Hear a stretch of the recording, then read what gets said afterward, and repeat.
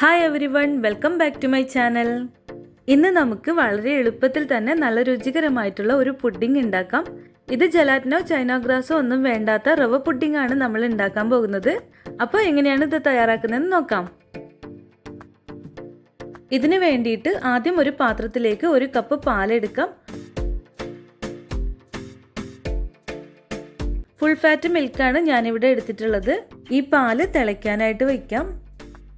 ഇങ്ങനെ പാല് ചൂടാവാൻ തുടങ്ങുമ്പോൾ ഇതിലേക്ക് 1/4 കപ്പ് പഞ്ചസാര ചേർത്ത് കൊടുക്കാം. പഞ്ചസാര ചേർത്തിട്ട് നന്നായിട്ടൊന്ന് മിക്സ് ചെയ്യണം. പിന്നെ നമുക്കിതിലേക്ക് 1 ടേബിൾ സ്പൂൺ ബട്ടർ ചേർക്കാം. അൺസാൾട്ടഡ് ബട്ടറാണ് എടുത്തിട്ടുള്ളത്. ഈ റവ പുഡിങ്ങിലേക്ക് അല്പം ബട്ടറും കൂടി ചേരുമ്പോൾ നല്ലൊരു ടേസ്റ്റും ടെക്സ്ചറും ആയിരിക്കും ഉണ്ടാവുക. ഇനി ഇതിലേക്ക് നമുക്ക് 2 ടേബിൾ സ്പൂൺ റവയും ചേർത്ത് കൊടുക്കാം. സാധാരണയുള്ള റവ എടുത്താൽ മതി, വറുത്തത് എടുത്താലും വറുക്കാത്തത് എടുത്താലും കുഴപ്പമില്ല. ഇത് നമുക്ക് ലോ ഫ്ലെയിമിൽ 2-3 മിനിറ്റോളം ഒന്ന് കുക്ക് ചെയ്തെടുക്കാം. റവ ഒന്ന് വെന്ത് വരുന്നത് വരെ കുക്ക് ചെയ്താൽ മതി. 2-3 മിനിറ്റിൽ തന്നെ റെഡി ആയിക്കോളും. പിന്നെ പാല് ഇത്തിരി ഒന്ന് തിക്കും ആവും. ഇതുപോലെ റെഡിയായാൽ ചൂട് തണിയാനായിട്ട് മാറ്റി വയ്ക്കാം. ഇനി നമുക്ക് ഒരു പാത്രത്തിലേക്ക് 1 മുട്ട പൊട്ടിച്ചൊഴിക്കാം. ഇതിൻ്റെ കൂടെ തന്നെ 2-3 തുള്ളി വനില എസൻസും കൂടെ ചേർത്ത് കൊടുക്കാം. വനില എസൻസിന് പകരം നിങ്ങൾക്ക് ഇഷ്ടമുള്ള ഏത് എസൻസ് വേണേലും എടുക്കാം കേട്ടോ. ഇത് ഒരു ഫോർക്ക് കൊണ്ട് ഇതുപോലെ നന്നായിട്ടൊന്ന് മിക്സ് ചെയ്ത് വയ്ക്കണം. ഇപ്പോൾ ഈ റവയുടെ കൂട്ട് ഒന്ന് തണുത്തിട്ടുണ്ട്. ഇത് ഒരിക്കലും ചൂടോടെ ഇതിലേക്ക് ഒഴിക്കരുത്. ചൂടോടെ ചേർത്തിട്ടുണ്ടെങ്കിൽ മുട്ട വെന്തു പോകും. തണിഞ്ഞിട്ടേ ചേർക്കാൻ പാടുള്ളൂ. റവ കുറച്ചായിട്ട് മുട്ടയിലേക്ക് ചേർത്ത് മുഴുവനും മിക്സ് ചെയ്തെടുക്കാം.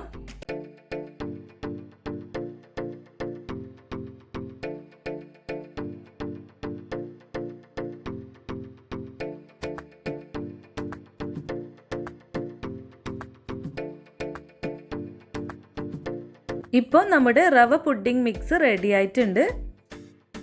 അപ്പോൾ ഒരു പ്ലേറ്റിലേക്ക് കുറച്ച് ബട്ടറോ അല്ലെങ്കിൽ നെയ്യോ തടവിയിട്ട് എടുക്കാം. ഞാനിതിലേക്ക് കുറച്ച് ബട്ടർ തടവിയിട്ട് എടുത്തിരിക്കുകയാണ്.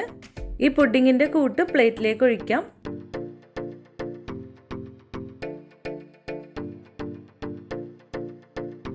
ഇത് അലൂമിനിയം ഫോയിൽ കൊണ്ടൊന്ന് മൂടാം. വേവിച്ചെടുക്കുമ്പോൾ വെള്ളം ഇതിൻ്റെ ഉള്ളിലേക്ക് വീഴാതിരിക്കാൻ വേണ്ടിയിട്ടാണ്. ഞാനിവിടെ ഒരു നോൺ സ്റ്റിക്ക് പാത്രത്തിൽ അല്പം വെള്ളം തിളപ്പിക്കാനായിട്ട് വെച്ചിട്ടുണ്ട്. അതിലേക്ക് ഒരു തട്ടും ഇറക്കി വെച്ചിട്ടുണ്ട്. നമ്മൾ ഇതിലേക്ക് വെക്കുന്ന പാത്രത്തിന് തൊട്ടില്ല എന്നുള്ള രീതിയിൽ വേണം വെള്ളത്തിൻ്റെ അളവ്. അല്ലാതെ പാത്രം ഒരുപാട് വെള്ളത്തിൽ മുങ്ങിപ്പോകുന്ന രീതിയിലേക്ക് വയ്ക്കരുത്. പാത്രം ഇതിലേക്ക് ഇറക്കി വെച്ചതിന് ശേഷം മൂടി വയ്ക്കാം. എന്നിട്ട് നമുക്കിത് ലോ ഫ്ലെയിമിൽ കുക്ക് ചെയ്തെടുക്കാം. ഏകദേശം ഒരു 15-20 മിനിറ്റിൽ തന്നെ ശരിയായിട്ട് കിട്ടും.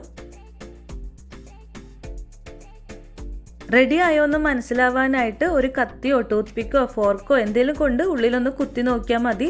ഒന്നും പറ്റിപ്പിടിക്കാതെ വന്നിട്ടുണ്ടെങ്കിൽ റെഡി ആയിട്ടുണ്ടാകും. ഇത് പുറത്തെടുത്തതിന് ശേഷം ഒന്ന് തണുക്കാനായിട്ട് വെയിറ്റ് ചെയ്യാം. എന്നിട്ട് ഒരു കത്തി കൊണ്ട് ഇതിൻ്റെ സൈഡൊക്കെ ഒന്ന് വിടുവിച്ചതിന് ശേഷം പ്ലേറ്റിലേക്ക് എടുക്കാം. നല്ല സോഫ്റ്റും ടേസ്റ്റി ആയിട്ടുള്ള റവ പുഡിംഗ് ഇവിടെ റെഡി ആയിട്ടുണ്ട്. വളരെ എളുപ്പമാണ് ഉണ്ടാക്കിയെടുക്കാനായിട്ട്. നിങ്ങളിത് വീട്ടിൽ ട്രൈ ചെയ്ത് നോക്കാൻ മറക്കരുത്.